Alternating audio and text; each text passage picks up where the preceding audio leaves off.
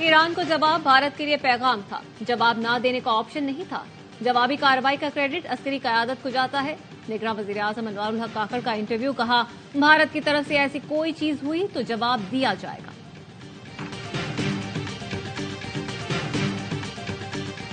भारत पाकिस्तानियों की target killing में मुलविस है। सेक्रेटरी खारजा ने प्रेस कॉन्फ्रेंस में बताया 2 पाकिस्तानी शहरियों के कातिलों और भारतीय एजेंट्स के दरमियान राबतों के सबूत हासिल कर लिए हैं।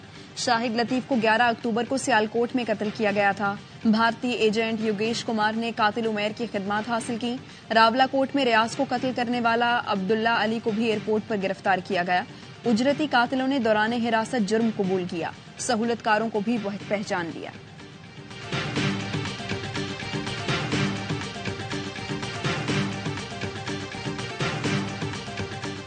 और वजीर आजम बना तो पहला हुक्म सियासी कैदियों की रिहाई का दूंगा। बिलावल भुट्टो का ऐलान। लाला मूसा में खिताब करते हुए कहा मुखालिफिन की बहन बेटियों को कैद रखना मुझ पर हराम होगा। लीगी कारकुनों से मुखातिब होकर कहा वोट की इज्जत चाहिए तो तीर पर ठप्पा लगाएं। मेहरबान जाती जेलें बंद करने का भी ऐलान करते हैं। शहबाज शरीफ ने नाम लिए बगैर बिलावल भुट्टो को मशवरा दे दिया। कहा अपने मेहरबान को मशवरा देना चाहता हूं, जाती जेलों के खात्मे का भी ऐलान करें। जहां बच्चों बच्चियों खवातीन के साथ जुल्म होता है, थानेदार खामोश होता है, आहो बका होती है, कोई सुनने वाला नहीं होता। बोले नवाज शरीफ के दौर में 2013 से 2018 तक कोई सियासी कैदी नहीं था। मंडी बहाउद्दीन में खिताब करते हुए बोले अल्लाह ने कामयाब किया तो देहात में नौजवानों को ज़रई कर्जे देंगे। एक दिन आएगा कि आप ज़रई अजनास दुबई और यूएई में एक्सपोर्ट करेंगे। हमारे पास तेल है न गैस। हमने नौजवान बच्चों बच्चियों को तालीम दिलानी है। हमने नौजवानों को आईटी की स्किल्स दिलानी है।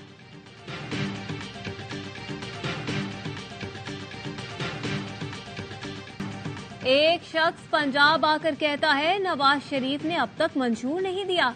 उन्हें बता दो पंजाब नवाज शरीफ पर तनकीद नहीं सुनता। मरियम नवाज की बिलावल पर तनकीद। लाहौर के इलाके सिंहपुर में इंतखाबी रैली से खिताब करते हुए कहा पंजाब में ऐसी जमातें आई हैं जिन्होंने एक सूबे पर 15 साल हुकूमत की, लेकिन उनके पास बताने के लिए 15 मंसूबे भी नहीं।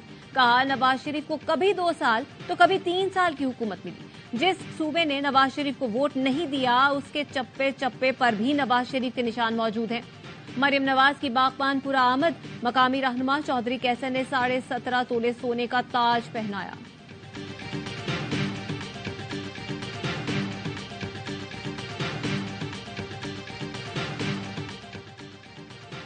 बिलावल भुट्टो हमारे वोट न मांगे, अपनी कारकर्दगी पर वोट लें।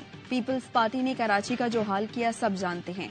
पीटीआई रहनुमा यास्मिन राशिद की अहाता अदालत में गुफ्तगू। नून लीग को भी आड़े हाथों लिया। कहा पंजाब में दफा 144 इसलिए लगाई क्योंकि लाडले के जलसे में आवाम नहीं आ रहे। असद कैसर का कहना है कि बस किसी भी तरह नवाज शरीफ को लाना चाहते हैं। आइन ये हक देता है कि हमें आजादी हो, अपने वोटर तक पहुंच सकें। इस तरह हालात रहे ये इलेक्शन नहीं सिलेक्शन प्लस होगा। बैरिस्टर अली जफर का कहना है हर एक को लेवल प्लेइंग फील्ड देना आइन का तकाजा है। बानी पीटीआई की पूरी तवज्जो इलेक्शन पर है। अंदर से पैगाम आया है अवाम वोट का भरपूर इस्तेमाल करें।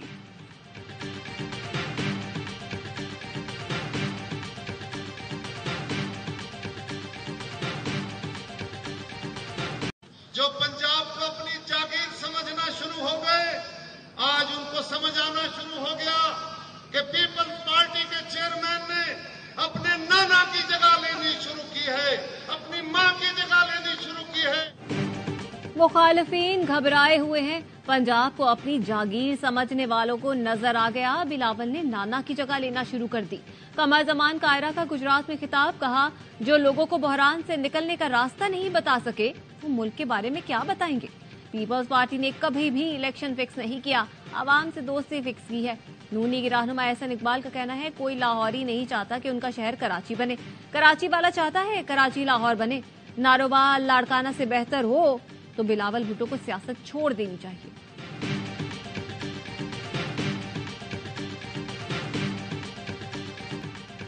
बाकायदा मंसूबे के तहत हमारी मईशत को गिराया गया।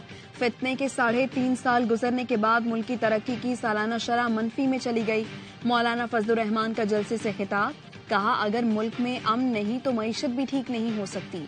जो सियासत आज हो रही है वो शरीयत की नजर में दुरुस्त नहीं।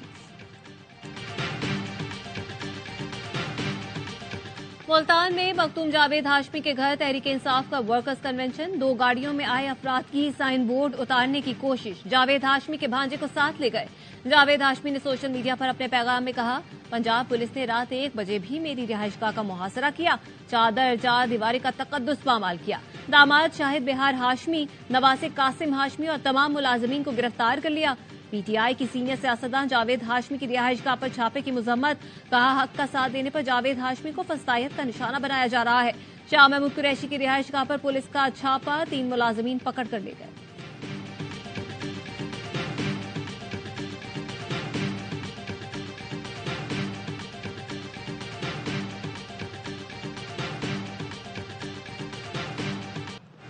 इलेक्शन बेमकसद हो गया। ये इलेक्शन इंतशार के सिवा कुछ नहीं देगा। शाहिर खाकान अब्बासी कहते हैं, दबाव डालकर वोट लेना कोई सियासत नहीं। अवामी राय का एहतराम नहीं होगा तो मुल्क तरक्की नहीं करेगा। Chief election commissioner, chief justice और वज़ीर आज़म की जिम्मेदारी है इलेक्शन गैर जानिबदार बनाएं। मुल्क की बदनसीबी है कि इलेक्शन नैब और एंटी करप्शन लड़ रहे हैं। ये सिस्टम चलने वाला नहीं। जो इलेक्शन नहीं लड़ रहे उन्हें पेशियां भुगतना पड़ेंगी। जो इलेक्शन लड़ रहे हैं उनका क्या हाल किया जाता होगा। नैब और एंटी करप्शन जैसे इदारे सियासी जोड़ तोड़ के लिए इस्तेमाल होते हैं।